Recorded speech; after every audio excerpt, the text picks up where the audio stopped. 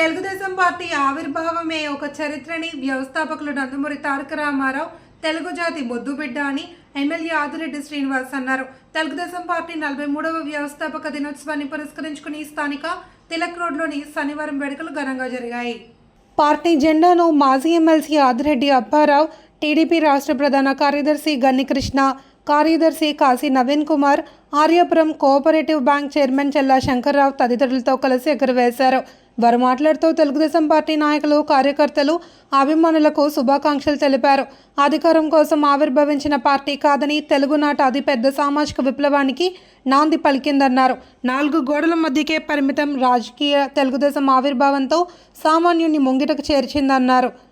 ఎన్టీఆర్ ప్రవేశపెట్టిన పథకాలు దేశ రాజకీయాలకు ఒక ప్రామాణికంగా దిక్సూచిగా మారాయని కొనియాడారు.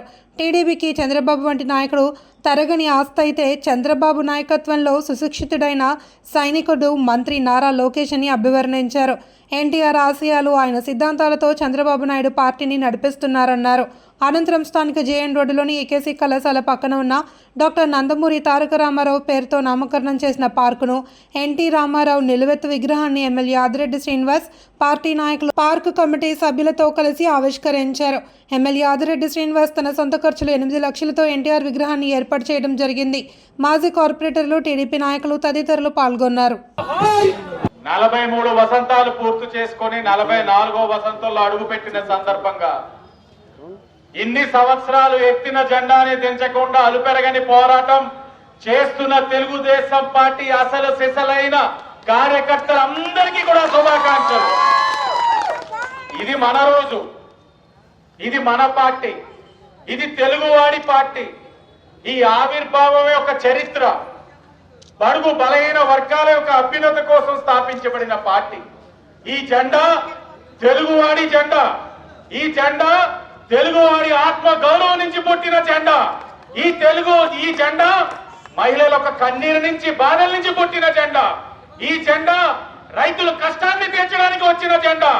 ఈ జెండా రాష్ట్రంలో యువత ఒక భవిష్యత్తు కోసం వచ్చిన జెండా. ఈ జెండా అన్ని వర్గాల కోసం వచ్చిన జెండా. ఈ జెండా కార్మికుల కోసం వచ్చిన జెండా. ఈ జెండా తెలుగు జాతి, తెలుగు వాడు ఉన్నంత వరకు ఉంటున్న జెండా. ఇది మనందరం కూడా గమనించాలి. ఎండ ఎక్కువగా ఉంది, చెప్పులు లేని వాడిని, శివమాలలో ఉన్నవాడిని ఎండలో నుంచుంటా ఉన్నారు.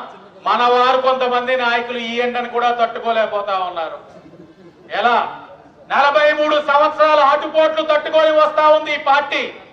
ఈ పార్టీకి తగిలిన దెబ్బలు మరి ఏ రాజకీయ పార్టీకి కూడా తగిలి ఉండడు.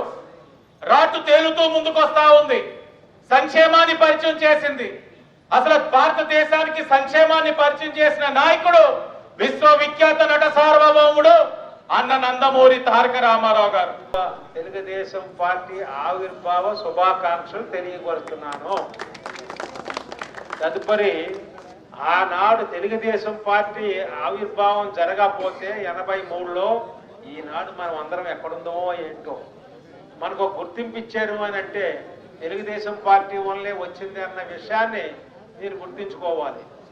83లో పార్టీని స్థాపించడానికి రామారావు గారికి ఒక ఇన్స్పిరేషన్ ఏంటంటే ఆంధ్రుల యొక్క ఆత్మగౌరవం పోతుంది, అందరూ కూడా మద్రాసీలు అని పిలుస్తున్నారు మనల్ని, ఎందుకు ఇలా పిలవాలి, మన ఆంధ్రుల ఆత్మగౌరవం పోకూడదని ఆయన తలుచుకొని ఈ పార్టీని స్థాపించి అనతి కాలంలోనే 9 నెలల్లో అధికారంలో తీసుకొచ్చినట్టు ఘనత కూడా నందమూరి తారక రామారావు గారిది. మన ఇప్పుడు ఉన్నటువంటి ముఖ్యమంత్రి గారు చంద్రబాబు నాయుడు గారు కూడా ఆయన యొక్క ఏవైతే ఆదేశాలు ఉన్నాయో ఆ సందేశాలన్నింటినీ కూడా అమర్చి అది కంటిన్యూడ్ గా చేయడం జరుగుతుంది. తెలుగుదేశం పార్టీ మటుకు ఇంకా దానికి ఎదురు లేదు. ఇంకా ఎన్ని సంవత్సరాలైనా సరే ఆంధ్రప్రదేశ్ లో తెలుగుదేశం పార్టీ తప్ప ఇంకొక పార్టీ అనేది ఎట్టి బదులు ఉండే పరిస్థితి లేదు.